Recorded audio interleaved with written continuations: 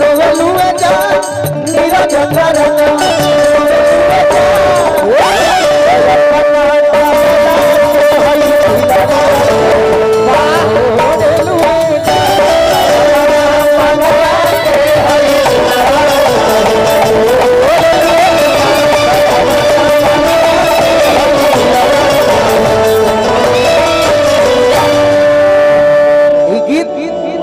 सबके घर के भाई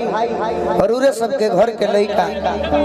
आज के समय में आज एल्बम के दुनिया में नीलकमल सिंह जी के पहले अगर नाम बा एल्बम के दुनिया में हम मानतनी हाँ जी तेरौरे सबके घर के भाई आशुतोष तिवारी जी के देन हम तो मंच पर हनी मंचों पर एल्बमों गाई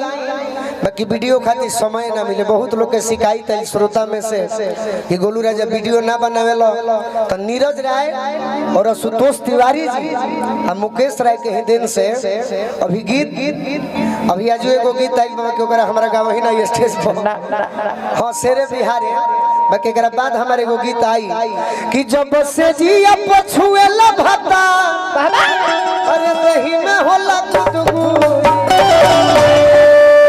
आशुतोष तिवारी जी